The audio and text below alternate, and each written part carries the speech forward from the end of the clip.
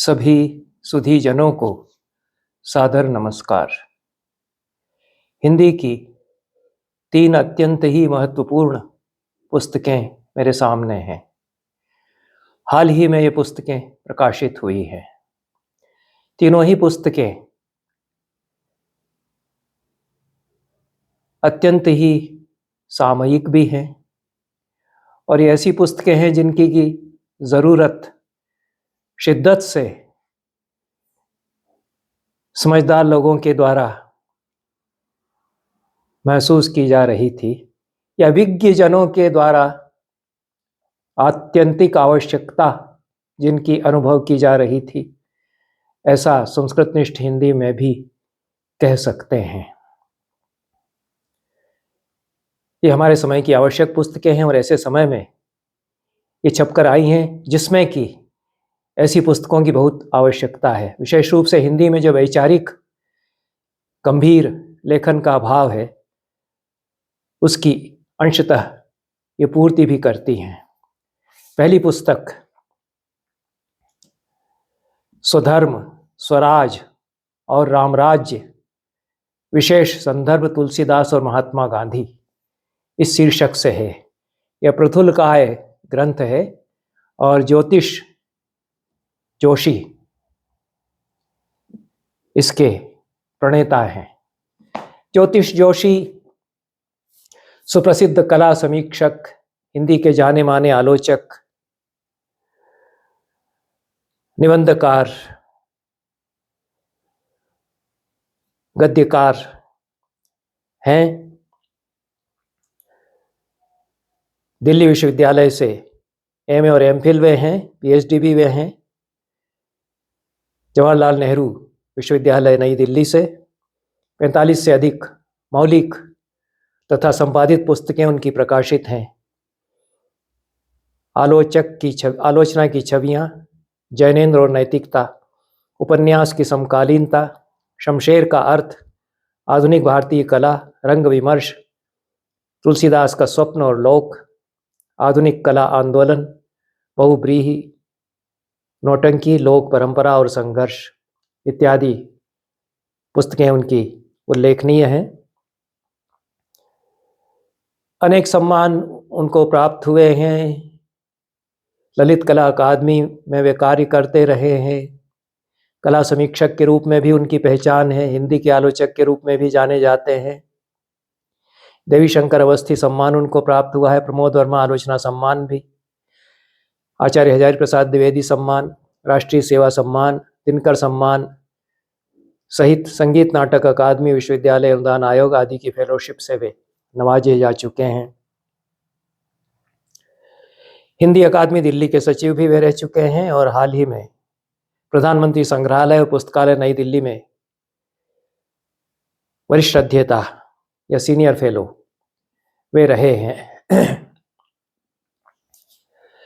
इसके पहले जो उनकी एक अच्छी किताब सामने आई थी, तुलसीदास का स्वप्न और लोक, उस पर भी मैंने चर्चा यूट्यूब की अपनी व्याख्यान माला में की है, पुस्तक चर्चा के अंतर्गत। स्वधर्म, स्वराज और रामराज्य, जिसका कि उपशीर्षक विशेष संदर्भ तुलसीदास और महात्मा गांधी है। यह पुस्तक सेतु प्रकाशन से 2024 में छपी है। सेतु प्रकाशन नोएडा से 2024 में यह छपी है। 595 रुपये इसका मूल्य है। लगभग 600 पृष्ठ इसमें है। एक अच्छी बात जो मुझे लगी इस पुस्तक के बारे में वह यह है कि भारतीय वाङ्मय के आचार्य और नाट्यशास्त्र के अनन्य मर्मज्ञ स्मृतिशेष प्रोफेसर कमलेश दत्त त्रिपाठी को यह सादर समर्पित की गई है। यह ज्योतिष जी के वाक्य है, ज्योतिष जी का वाक्य है। बाद में उन्होंने लिखा है, जिनसे अगाध स्नेह मिला। सौभाग्य की बात है कमलेश दत्त त्रिपाठी के स्नेह का पात्र होना। इसलिए भी ज्योतिष जोशी हमारे समाज के बीच में एक स्मरणीय व्यक्ति हैं। 4 खंडों में यह पुस्तक विभाजित है।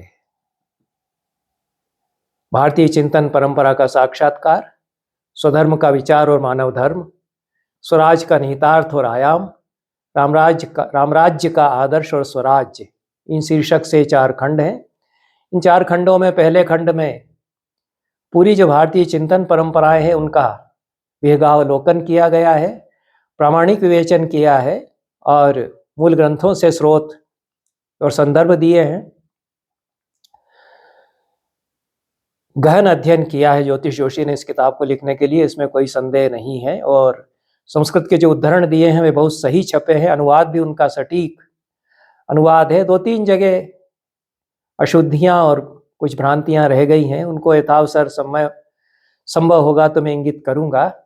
पर भारतीय चिंतन परंपरा का साक्षात्कार इस शीर्षक खंड में वैदिक वांग्मय की यात्रा से आरंभ करके वेदोत्तर साहित्य में चिंतन का विकास जो पूरी भारतीय चिंतन परंपरा है उसका लेखा जोखा प्रस्तुत करते हुए किस प्रकार से पारमार्थिक सत्य की प्राप्ति का संघर्ष यह पूरी चिंतन परंपरा करती है, इस विचार को केंद्र में रखकर यह विवेचन किया गया है।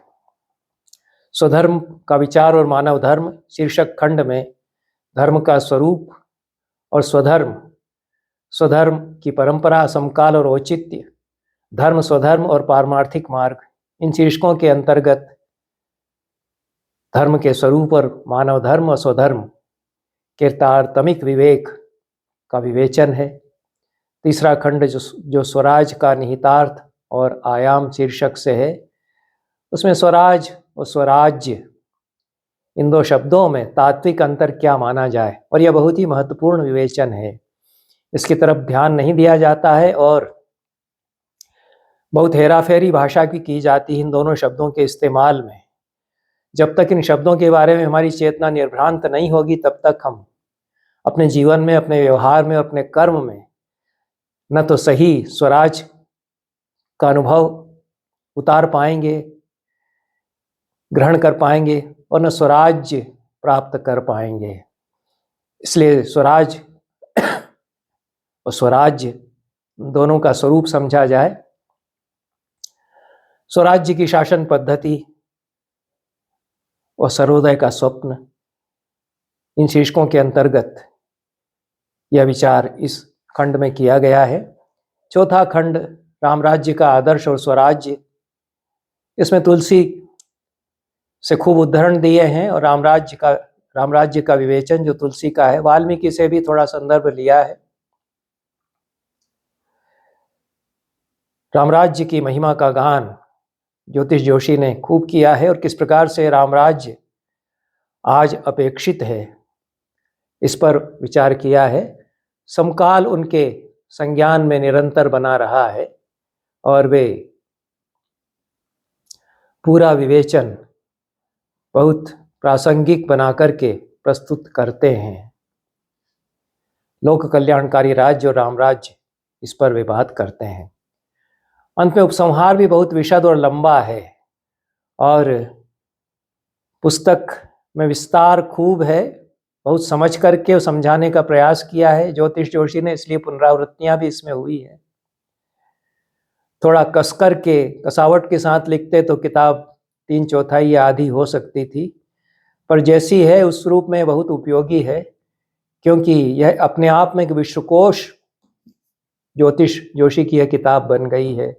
स्वधर्म, स्वराज्य, रामराज्य, इन विषयों पर जितनी प्रचुर प्रामाणिक विपुल सामग्री इन्होंने संजोई है और स्वयं का विवेचन है, स्वयं की समझ के साथ में व्याख्या और विवेचन तो है ही, और एक गंभीर अध्येता होने के साथ ज्योतिष जोशी अच्छे विचारक हैं, उसका सबूत यह किताब उनकी देती है। किताब को पढ़ करके ही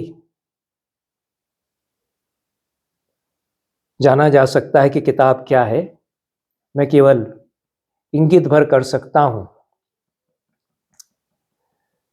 ज्योतिष जोशी मानते हैं कि भारतीय पारंपरिक चिंतन स्वधर्म स्वराज के बीज शब्दों पर आधारित है। इसमें स्वधर्म और स्वराज ये 2 बीज शब्द हैं और धर्म मूल है इस पूरी चिंतन परंपरा में। वह निश्रेयस की सिद्धि का दाता बनता है। यतोभ्युदय निश्रेयस सिद्धि सधर्म, यह सूत्र भी ज्योतिष जोशी ने विस्तार से विचारित किया है। और पहले खंड में वैदिक चिंतन में चारों वेद, ब्राह्मण, आरण्यक, उपनिषद, इनका वे परिचय भी देते हैं। किस तरह से ये जो मूल प्रतिश्रुति भारतीय चिंतन परंपरा की है, स्वधर्म स्वराज को केंद्र में रख करके वह प्रतिश्रुति इस साहित्य में फलित होती है, इस पर वे विचार करते हैं। फिर वेदोत्तर साहित्य रामायण, महाभारत, गीता, पुराण और रामचरितमानस तक वे अपने इन सूत्रों का विस्तार करते हैं। ज्योतिष जोशी मानते हैं कि स्वराज्य का स्वराज्य से अर्थ वैभिन्न है। स्वराज्य तो वैदिक कालीन शासन पद्धति है और बहुत सारे संदर्भ देकर के स्वराज्य वेदों में किस प्रकार से निरूपित है, और 7 प्रकार के जो स्वराज्य हैं उनमें क्या क्या परिकल्पनाएं हैं, उनके पीछे और कहाँ कहाँ वे रहे हैं, लागू किए गए हैं, यह भी ज्योतिष जोशी ने बताया। यह प्राचीन भारतीय शासन व्यवस्थाओं का भी अध्ययन इसके साथ उन्होंने प्रस्तुत किया है। और कुल मिलाकर के वे यह साबित करते हैं कि जो वैदिक स्वराज्य है वह राजतंत्रीय आवरण में विशुद्ध गणतंत्रात्मक शासन रहा है। और पूरी भारतीय परंपरा जो अंग्रेजों से आने के पहले तक हमारे यहाँ थी, उसके बारे में मोटे तौर पर यह कहा जा सकता है कि वह राजतंत्रीय पद्धति होते हुए भी अपने चरित्र में गणतंत्रात्मक पद्धति है। यह तो सत्य है कि निरंकुश राजा भी हुए, अत्याचारी राजा भी हुए, लेकिन पूरी परिकल्पना जो है हमारे बुद्धिजीवियों ने, ऋषियों ने, मनीषियों ने जो परिकल्पना की है, वह राजा धर्म से शासित हो और प्रजा का अंकुश उस पर कैसे बना रहे, इस रूप में ही परिकल्पना उनकी राजतंत्र की रही है। उसमें विचलन यदि हुए हैं तो वे मूल प्रतिश्रुतियों से विचलन हैं, वे व्यवस्था को भंग करने वाले विचलन हैं। ये व्यवस्था का अंग नहीं है निरंकुश सत्ता हमारे यहाँ। यह बहुत ही मौजूद बात है, क्योंकि जैसा ज्योतिष जोशी भी इसमें इंगित करते हैं और आगे जिन 2 की पुस्तकों पर मैं विचार करूंगा उनमें भी यह बात कही गई है कि तथा कथित जो प्रजातांत्रिक प्रणाली है वह निरंकुशता की ओर किस प्रकार से बढ़ती है, उसमें वे व्यवस्थाएं नहीं बच पाई जो उसे निरंकुश होने से बचाती हैं, और कैसे इमरजेंसी हो जाती है, कैसे इमरजेंसी जैसी व्यवस्थाएं बराबर की जाती हैं, अभी भी की जा रही हैं। प्रजातंत्र के बड़े खतरे, गंभीर यह विचार का विषय है, सारे विश्व में यह चिंता का विषय है। ऋग्वेद से ही यह जो स्वराज्य की अवधारणा है, तो स्वराज्य की जो परिकल्पना है उस पर प्रतिपादन शुरू हो जाता है। यस्य ते नुचिदादिशं न मिनन्ति स्वराज्यम न देवो नाध्रि गुर्जन इत्यादि मंत्रों में कहा गया है कि स्वराज्य का राज्य शासन योग्य रीति से चलेगा तो उसका नाश देवता भी नहीं कर सकते, मनुष्य उसका नाश कैसे कर पाएंगे। सच्चे स्वराज्य में इतना बल होता है, वह स्वराज के कारण आता है। स्वराज जो है नैतिक बल, आत्मा का बल जहाँ से आता है वह भूमि है। विचित्र स्थिति है, ज्योतिष जोशी कहते हैं कि हमारे यहाँ स्वराज और स्वराज्य को एक ही मानकर उसे स्वशासन की संज्ञा दे दी गई। यह दोनों ही बीज शब्दों का अर्थ संकोच करना हुआ, और इस पर उन्होंने पूरे एक अध्याय में बहुत विस्तार से विचार किया है। रामराज्य, स्वराज, स्वराज्य और रामराज्य 3 शब्दों पर एक तरह से यह पूरा ग्रंथ व्याख्या है। और ज्योतिष जोशी मानते हैं कि रामराज्य स्वराज्य का ही पर्याय है और रामराज स्वराज का पर्याय है। ये लगभग गांधी के बहुत निकट वे आ गए हैं, और गांधी की भी व्याख्या इस तरह से यह पुस्तक बन गई है। पूरी पुस्तक के केंद्र में तुलसीदास और गांधी हैं, कहने की आवश्यकता नहीं। स्वराज्य केवल आदर्श शासन पद्धति ही नहीं है, वह मनुष्य के अंतर में रामराज की प्रतिष्ठा करता है। तो रामराज या स्वराज यदि होगा तो स्वराज्य या रामराज्य भी होगा। ये दोनों अंतर अवलंबित हैं, एक दूसरे पर निर्भर हैं। एक के होने से दूसरा संभव हो सकता है। यह वाल्मीकि रामायण के उदाहरणों से भी वे सत्यापित करते हैं। और जो पूरी ज्ञान परंपराएं हैं उसकी भी मीमांसा पहले खंड में खूब ज्योतिष जोशी ने की है। और जो पारंपरिक भारतीय मत हैं, काल गणना के हमारे मत हैं, उनका वे हवाला देते हैं। चतुर्युग का सिद्धांत काल चिंतन का उल्लेख करते हुए वे स्वीकार करते हैं। वे यह मत भी उल्लिखित करते हैं कि 1,69,08,52,976 वर्ष पूर्व सृष्टि का उद्भव निर्धारित किया गया है। अब कहाँ तक इसकी संगति बैठती है, इसको क्यों स्वीकार करना चाहिए, इस पर वे विचार ज़्यादा नहीं करते। वे दयानंद के मत का भी उल्लेख करते हैं। और ये जो पूरी पारंपरिक भारतीय गणना है उसका संश्लेष कहाँ तक हो रहा है, वर्तमान वैज्ञानिक जो उपपत्तियां हैं उनके साथ में कहाँ असंश्लेष हो रहा है, इसकी गहराइयों में वे नहीं जाते। इस दृष्टि से कुछ उथला विवेचन यहाँ पर हुआ है। कुछ स्थानों पर कुछ जानकारी के अभाव में या अन्य अप्रामाणिक स्रोतों से जो जानकारियाँ जुटाली गई हैं उनके कारण गलत बयानी भी लगती है। मैक्स मुलर ने ऋग्वेद का सुंदर अनुवाद किया, यह उन्होंने कहा है। मैक्स मुलर ने पूरे ऋग्वेद का अनुवाद नहीं किया, कुछ सूक्तों का अनुवाद उन्होंने किया होगा। मैक्स मुलर बड़े तपस्वी हैं, जीवन के पूरे 50 वर्ष उन्होंने ऋग्वेद का उद्धार करने में लगाए, दुनिया को उपलब्ध कराया, दुनिया के सामने प्रस्तुत किया कि ऋग्वेद क्या है। यह बहुत बड़ा कार्य था। सायण भाष्य सहित क्रिटिकल एडिशन या समीक्षित पाठ संस्करण ऋग्वेद का तैयार करना, इसके पहले ऋग्वेद तो छपा ही नहीं था, पोथियों में दबा करके रखा हुआ था। इसको मैं संसार की सबसे बड़ी क्रांतियों में से एक मानता हूं कि मैक्स मुलर ने ऋग्वेद छपवा कर दुनिया को बता दिया कि ऋग्वेद क्या है, वो भारत के पास वह है। पर अनुवाद वे नहीं कर पाए थे।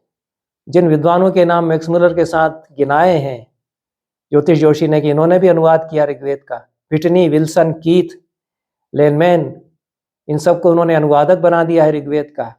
मेरी जानकारी में इन्होंने भी अनुवाद नहीं किया ऋग्वेद का। कीथ का तो कोई प्रश्न ही नहीं है।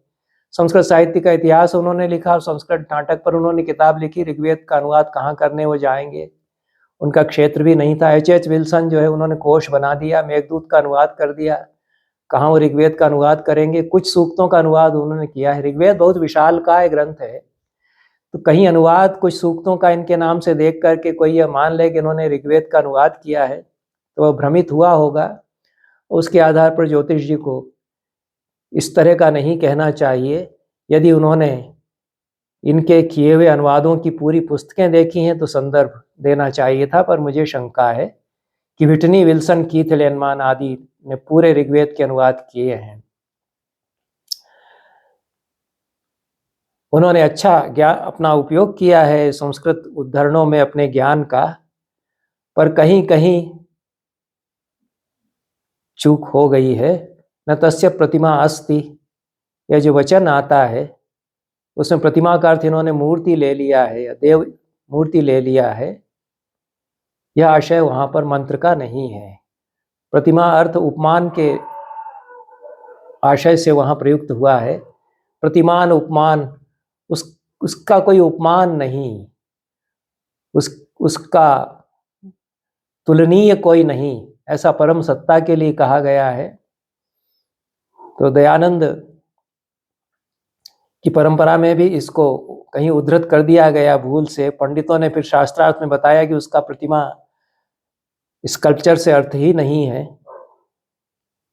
बहरहाल ऐसी छोटी मोटी चूकों के अलावा पुस्तक अद्भुत है अपने आप में, और जो काल गणना स्वीकार की है उसकी वैज्ञानिकता में जाने का भी प्रयास किया है ज्योतिष जोशी ने, और प्रत्येक युग का परिमाण कितना हुआ, सत्ययुग, त्रेता युग, द्वापर युग और कलयुग का, और 1000 वर्ष युगों का परिमाण हुआ, पर वह दिव्य वर्ष में है।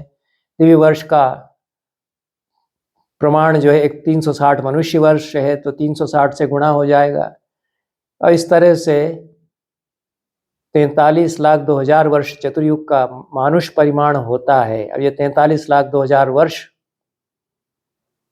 सृष्टि का समय माना जाएगा, हमारी जो सृष्टि है वर्तमान में उसका, या कि सत्ययुग में जो वैदिक आर्य थे वो भी 43,02,000 वर्ष पहले थे मौजूद। और क्या इतना पुराना ऋग्वेद को मान लेंगे? क्योंकि इस उल्लेख से तो कोई भी ये मान लेगा कि ऋग्वेद हमारा 43,02,000 वर्ष पुराना हो सकता है, क्योंकि सत्ययुग तो आरंभ हो गया इतना पहले। इसलिए सावधानी रखनी चाहिए जब हम भारतीय मतों का उल्लेख करें, वो मिथक किस प्रकार से बने हैं इसको ध्यान में रखते हुए। विज्ञान अलग है, और जो पुरा कथा और मिथक में काल गणना है उस पर जब बात की जाए तो घालमेल न किया जाए, जो कि बहुत इस समय किया जा रहा है। बाकी ज्योतिष जोशी ने जो तात्विक अर्थ है पुरा कथाओं में, उसको जहाँ पकड़ा है वहाँ बहुत ही सुंदर विवेचन उनका है। रामचरितमानस में काक भुषुंडी का पीछा राम की भुजा करती है, यह एक आख्यान रचा है तुलसीदास ने, और उसका जो निहितार्थ है कि परम सत्ता ऋत के रूप में किस प्रकार से ब्रह्मांड व्यापी है, अयोध्या से ब्रह्मलोक और शिवलोक से इंद्रलोक तक घूमते हुए काकभुषुंडी अंत में इस अनुभव को प्राप्त करते हैं। उस सर्वत्र एक देवी माया का दर्शन फिर उनको होता है। ब्रह्मलोक लगी गयऊ में चितयऊ पाछ उड़ात, जुग अंगुल कर बीच सब राम भुजहि मोहितात, सप्ता वरन भेद करी जहाँ लगे गति मोरी, सप्ता वरन भेद करी जहाँ लगे गति मोरी, गयऊ तहाँ प्रभु भुज निरखी व्याकुल भयऊ बहोरी। ब्रह्मलोक भागते हुए जब जब मैंने पीछे मुड़कर देखा तो अपने से 2 ही अंगुल की दूरी पर राम का हाथ मुझे दिखाई पड़ा। अनुवाद भी अच्छा कर दिया है। जो लोग तुलसी की चौपाई और दोहे भी न समझ पाए उनको इसको पढ़ के समझ लेना चाहिए। विश्व के सब तावरण को भेद कर मैं जहाँ तक जा सकता था गया, पर राम के हाथ ने मेरा पीछा नहीं छोड़ा। ज्योतिष जोशी कहते हैं कि राम की भुजा यानी ऋत परमेश्वर या जगत नियंता के शाश्वत नियम का प्रतीक, उस ऋत से ही सब कुछ चलता है। इस अर्थ में ऋत संबंधी जितने उद्धरण ज्योतिष जोशी ने इकट्ठे किए हैं, पूर्व में भी विद्वानों ने वेदों में ऋत की अवधारणा पर बहुत काम किया है, इस पर कई कई लेख हैं, वो उद्धरण अन्य लोगों ने भी एकत्र किए हैं। और ऋत का क्या स्वरूप है वेदों में, एक कॉस्मिक आर्डर या ब्रह्मांडीय व्यवस्था जिसको कि वैदिक ऋषि बताते हैं, वह जब संकुचित रूप में विवेचित होता है तो सत्य उसको कहते हैं। पर जिस तरह से स्वराज और स्वराज्य में अंतर है, उसी प्रकार से ऋत और सत्य में भी अंतर हो जाता है। और ऋतम च सत्यम च, ये 2 अलग अलग फिर मंत्रों में इसीलिए वैदिक ऋषि कहते हैं। तो पूरी अध्यात्म की भूमिका कैसे बनती है इन चिंतन परंपराओं के द्वारा, और आध्यात्मिक चेतना के निर्माण में हमारी चिंतन परंपराओं ने क्या भूमिका अदा की है, यह पूरी पुस्तक के विवेच्य से इसका संबंध यह है कि यही आध्यात्मिक चेतना वास्तव में सच्चे स्वराज और स्वराज्य की आधार भित्ति है। संपूर्ण आत्म में प्रतिष्ठा, अपने होने का अर्थ और दिक्काल में अपनी भूमिका की खोज, ये हमारी भारतीय चिंतन परंपराएं, ज्ञान मीमांसाएं भी जिनको अब कहा जा रहा है, भारतीय ज्ञान मीमांसाओं पर खूब चर्चा की जा रही है। पर यह जो उनकी आध्यात्मिक चेतना के निर्माण में भूमिका है, उसको भीतर अनुभव करके और सत्यापित प्रत्यायित किया जाना, यह शेष है। इससे जुड़ी हुई बहुत सारी शब्दावली है, जो बीज शब्दावली है भारतीय चिंतन परंपराओं की, वो इस पुस्तक में सहज रूप से जुड़ करके आती है। अमृत तत्व, अमृत शब्द का प्रयोग और विराट जीवन की संकल्पना, वासुदेव शरण अग्रवाल ने उस पर काफ़ी लिखा है, इसकी चर्चा वे करते हैं। और मूल स्रोतों को, मूल ग्रंथों को उद्धृत करते हुए उनके व्याख्याकारों को भी खूब उद्धृत किया है। यहाँ तक कि जैनेन्द्र कुमार तक भारतीय चिंतन परंपराओं का जो विकास हुआ है उस तक वे विस्तारित करते हैं अपने विवेचन की परिधि को। और गांधी इस संदर्भ में कितने महनीय और स्वीकरणीय हो जाते हैं, यह प्रत्यय, भरोसा ज्योतिष जोशी देते हैं। क्योंकि पूरी भारतीय चिंतन परंपराओं में जो स्वात्म प्रतिष्ठा है, उसका निचोड़ तो गांधी के इस वचन में आ जाता है जो उन्होंने उद्धृत किया है ज्योतिष जोशी ने। तुम किसी सिद्धांत पर विश्वास करो, उसे जीवंत करो और कहो कि वही तुम्हारा ईश्वर है, मैं उसे यथेष्ट समझूंगा। किसी भी सफल क्रांति के लिए ही नहीं, किसी भी सार्थक मानव कार्य के लिए ऐसी श्रद्धा अनिवार्य है। स्वधर्म को परिभाषित करते हुए जैसा ज्योतिष जोशी मानते हैं, उचित ही मानते हैं कि समग्र समष्टि में व्यष्टि का विलय। इस दृष्टि से जीवन मुक्त के स्वरूप पर वे विचार करते हैं, जो वेदांत में तथा अन्य दर्शनों में जीवन मुक्त की अवधारणा है, गीता में उसका जो स्वरूप है, और श्रीमद् भगवद गीता, तुलसी की रामायण, उसके पहले रामचरित, उसके पहले वाल्मीकि रामायण, ये आधार रहे हैं उनके विवेचन के।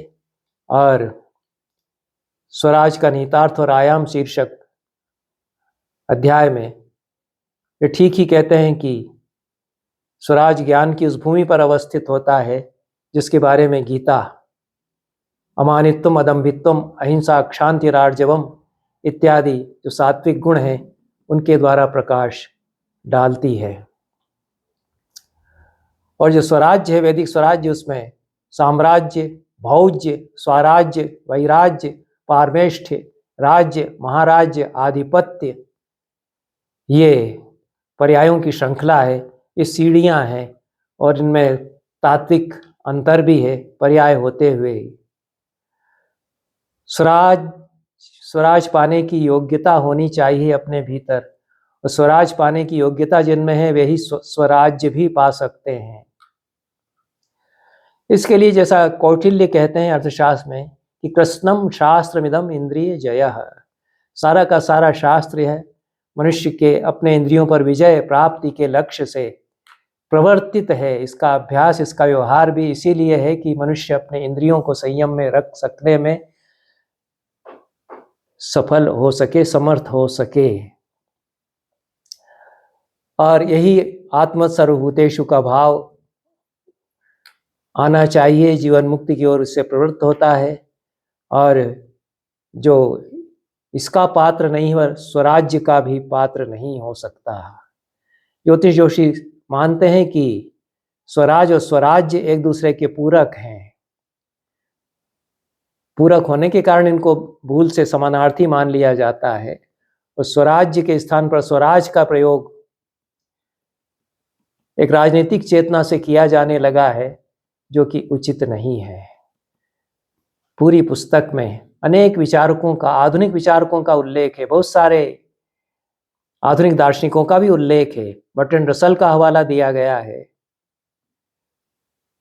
नेहरू का हवाला क्यों नहीं है, क्यों छोड़ दिया है, ये तो ज्योतिष जोशी बता सकते हैं। क्योंकि नेहरू ने तो विश्व शांति सम्मेलन जो किया था उसमें तो बर्ट्रैंड रसल भी आए थे। नेहरू भी तो एक स्वप्नदर्शी हैं, उनकी भी तो एक विश्व चेतना उनके भीतर है। और सबसे ज़्यादा प्रजातांत्रिक अवधारणा को सत्यापित यदि किया है अपने कार्यकाल में किसी नेता ने, तो वे तो नेहरू हैं। वे छूट गए हैं, और कुछ नहीं इसके आगे कहने की आवश्यकता है। जितना प्रशंसा में कहा जाए इस किताब के, उतना ही कम होगा। और दूसरी जो पुस्तक है उसके बारे में चर्चा आरंभ करूंगा। जैसा मैंने कहा कि जिन 3 पुस्तकों पर मैं बात आज के इस वक्तव्य में कर रहा हूं, वे तीनों ही हमारे समय के लिए बहुत ही ज़रूरी पुस्तकें हैं। दूसरी पुस्तक नंदकिशोर आचार्य की है, भारतीय राज्य शास्त्र में शासक प्रजा संबंध। यह किताब है, पतली किताब है, पर बहुत सारगर्भित विवेचन इसमें है। और ITM विश्वविद्यालय ग्वालियर से यह पुस्तक प्रकाशित है। ITM पब्लिकेशन, ITM विश्वविद्यालय, यह प्रकाशक का नाम है। 2025 में यह पुस्तक छप करके आई है। इस बड़े आकार में कुल 101 पृष्ठों की यह पुस्तक है और 250 रुपया इसका दाम है। नंदकिशोर आचार्य का परिचय देने की आवश्यकता नहीं। वे इतिहासकार, गंभीर विचारक, समीक्षक, नाटककार, कवि हैं। हमारे समय के वे साहित्य और चिंतन परंपराओं के, आधुनिक भारतीय चिंतन परंपराओं के एक महत्वपूर्ण हस्ताक्षर हैं। यह पुस्तक भारतीय राज्य शास्त्र में शासक प्रजा संबंध, इसमें कुल मिलाकर के 8 अध्याय हैं।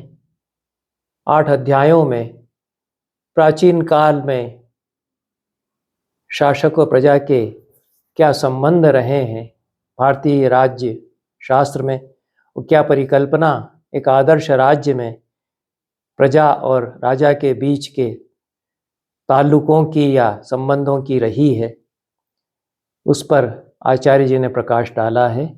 यह इसलिए भी बहुत प्रासंगिक है विवेचन कि आज हम कहाँ हैं इसको हम समझ सकें। भारतीय राज्य शास्त्र तत्वमीमांसीय आधार, पहला अध्याय है। राज्य की निर्मिति में प्रजा की भूमिका, यह दूसरा महत्वपूर्ण अध्याय है, जिसमें उन्होंने, आचार्य ने यह बताया है कि राज्याभिषेक किसका हो, यह निर्णय करने में प्रजा की भूमिका रहती थी और महत्वपूर्ण भूमिका रहती थी।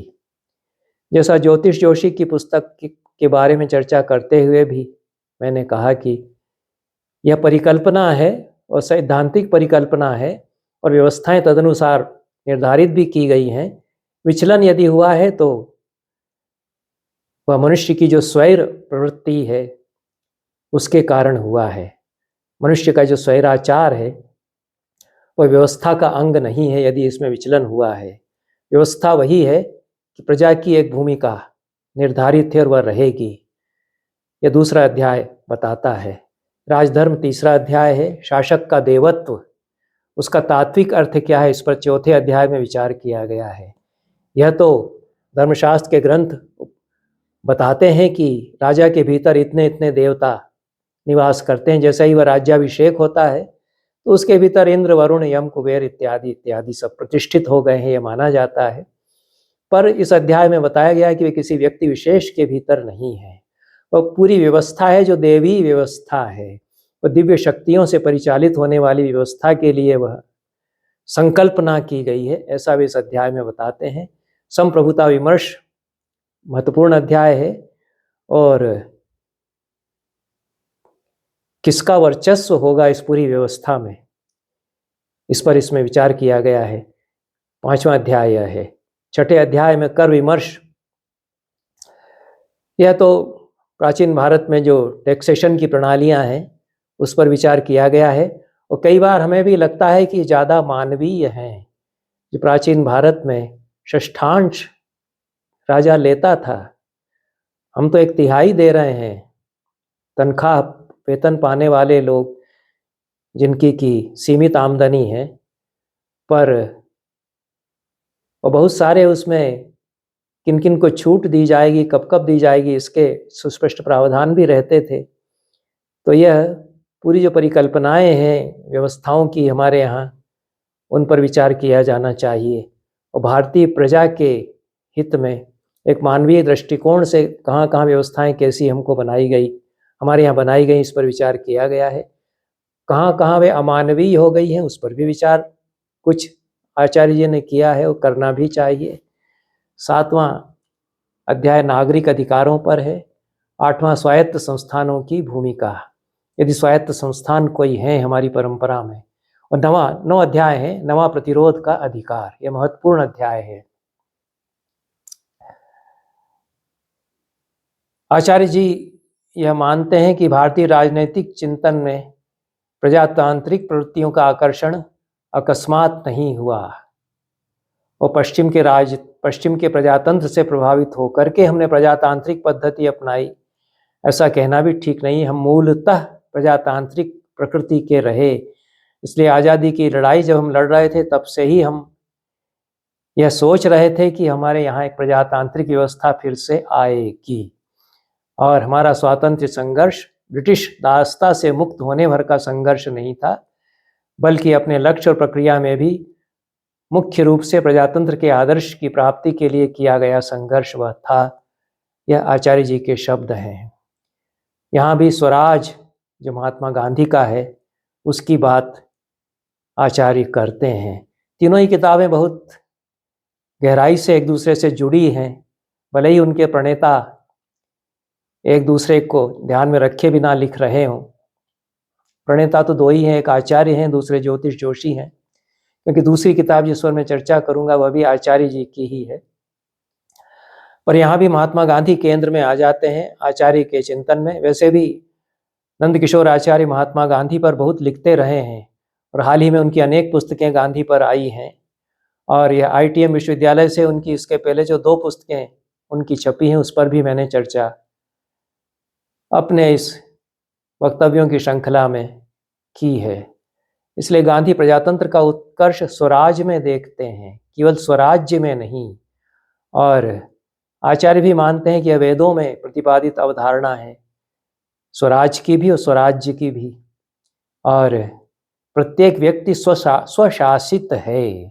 यही गांधी भी कहते हैं कि जब अपने आप के ऊपर हमारा राज्य स्वयं होगा, अपने ऊपर हम राज्य कर रहे हैं अपने भीतर, तो यही स्वराज होगा। यह स्वराज जब होगा तो स्वराज्य आएगा। वही बात नंद किशोर आचार्य कहते हैं कि यदि व्यक्ति स्वशासित है तो स्वशासित समाज बन सकता है। स्वशासित समाज बन सकता है तो ऐसे समाज की राजनीतिक अभिव्यक्ति वास्तविक स्वराज्य का निर्माण कर सकता है। M.N. राय को उद्धृत करते हैं आचार्य यहाँ, जहाँ M.N. राय संगठित प्रजातंत्र की अवधारणा प्रस्तुत करते हैं। अब यह पूरा जो संगठित प्रजातंत्र है यह भी प्रत्येक व्यक्ति की स्वतंत्रता के पोषण के निमित्त से होना चाहिए। राज्य तंत्र प्रजा के संबंध राज्य की सत्ता वृद्धि के लिए नहीं, बल्कि प्रजा और प्रजा में सम्मिलित प्रत्येक व्यक्ति की स्वतंत्रता के पोषण की दिशा में उन्मुख और सक्रिय होने चाहिए। यह बहुत ही महत्वपूर्ण है और यह बड़ी चेतावनी भी हमारे समय के लिए मानी जानी चाहिए मेरी दृष्टि से, कि क्या हमारे प्रजातंत्र में ऐसा हो रहा है कि प्रजा में सम्मिलित प्रत्येक व्यक्ति की स्वतंत्रता का पोषण राजतंत्र और प्रजा के संबंध राज की सत्ता वृद्धि के लिए न होकर के प्रजा और प्रजा में सम्मिलित प्रत्येक व्यक्ति की स्वतंत्रता के पोषण के लिए हो।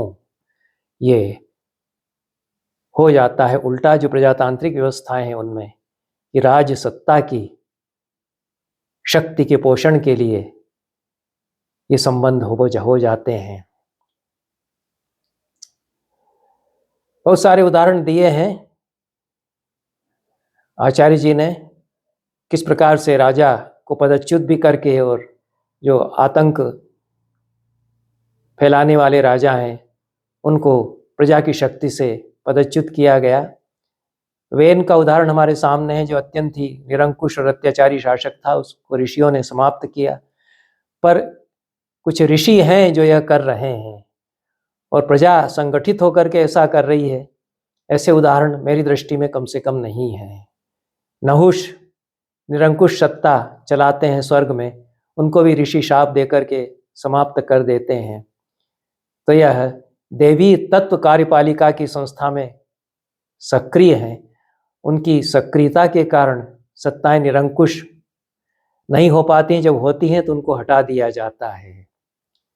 अब ये व्यवस्था कैसे वापस आ सकती है, यह विचार किया जाना चाहिए। पर यदि वह देवी तत्व हैं तो पूरी व्यवस्था के भीतर अंतर्निहित रूप से हैं। व्यक्तिगत देवत्व की अवधारणा प्राचीन भारतीयों में लोकप्रिय नहीं थी, ऐसा वे कहते हैं। इसलिए राजा की व्यक्ति के रूप में पूजा नहीं है। हमारे यहाँ प्रजातंत्र में उल्टा हो रहा है कि नेता की पूजा होने लगती है और नेता की माल्यार्पण वगैरह, अक्षत चंदन रोली वगैरह, मूर्ति बना करके पूजा, मंदिर बना करके पूजा, यह सब शुरू हो जाता है। व्यक्ति की महिमा का मंडन प्रजातंत्र में होना, यह तो बहुत खतरनाक है प्रजातंत्र के लिए। जबकि राज सत्ता में राजा की महिमा का मंडन, किसी व्यक्ति की महिमा का मंडन नहीं, वह एक अवधारणा है। उस अवधारणा का सत्यापन किया जाता है, उसको देवी तत्व की उपस्थिति उसके भीतर मान करके। इसलिए निर्वैयक्तिक रूप में राजा एक संस्था है, वह देवी तत्वों से युक्त है। तो अपने आप में संस्थागत स्वरूप उसका माना गया और उसके भीतर देवी तत्व माने गए। संस्था को देवी माना गया, संस्था का कार्य संपन्न करने वाले व्यक्ति को देवता नहीं माना गया। मानवीय अभिकर्ता केवल माध्यम है, वह एजेंट है या माध्यम है, और वह उस देवी प्रयोजन को निष्पादित करता है। आचार्य स्वीकार करते हैं कि इतनी सारी परिकल्पनाएं, जो आदर्श राज्य की परिकल्पनाएं उनके होते हुए भी, जो वर्णाश्रम में हायरार्की है, पदानुक्रम है, उसके कारण भेदभाव हुआ है और समान दंड संहिता नहीं बनाई गई हमारे यहाँ धर्मशास्त्रों में। और शूद्र वर्ण के संदर्भ में जो व्यवस्थाएं हैं वे आजकल तो ग्राह्य हो ही नहीं सकती, हो सकती हैं, आजकल तो ग्राह्य नहीं हो सकती हैं। कम से कम इस मामले में तो मानना चाहिए कि हम बीते हुए समय को बहुत पीछे छोड़ आए हैं और उन व्यवस्थाओं को अब लागू नहीं किया जा सकता है, नहीं किया जाना चाहिए, वे स्वीकार्य भी नहीं हो सकते हैं। वर्णाश्रम को तो गांधी जी भी मानते थे, पर उच्चावचक क्रम को मान्यता किसी भी तरह से नहीं दी जा सकती है। और सामाजिक न्याय की दृष्टि से यह जो पदानुक्रम या उच्चावचक क्रम माना जाए, यह तो ग्राह्य नहीं ही हो सकता है। उसका संगतिकरण, युक्तिकरण बहुत किया जाता है, यह लीपापोती करते हुए किया जाता है और उसके विवाद में न जाते हुए जो सैद्धांतिक विवेचन है वह कितना ग्राह्य है, वह कितना अग्राह्य है, इस पर बात की जानी चाहिए। पर यह भी अनदेखा नहीं किया जाना चाहिए कि व्यवहार में कहाँ तक ये लागू होते थे। धर्मशास्त्रों के उच्चावचक क्रम से, जो उच्चावचक क्रम मान करके जो निर्देश दिए गए हैं, क्योंकि सभी राजा तो क्षत्रिय नहीं हैं, अनेक शूद्र राजा हुए और अच्छे राजा हुए हैं वे भी।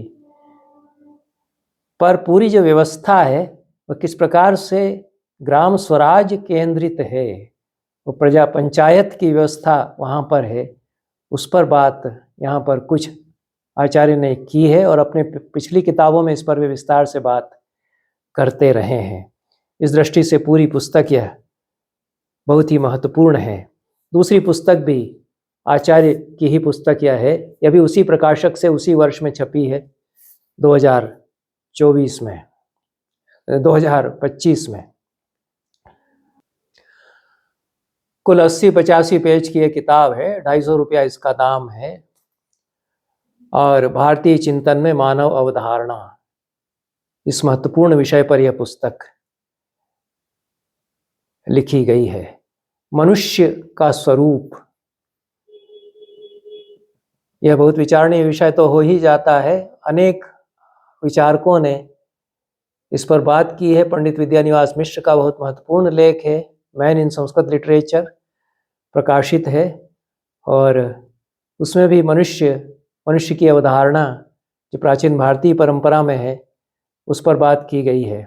8 अध्यायों में यह पुस्तक विभाजित है।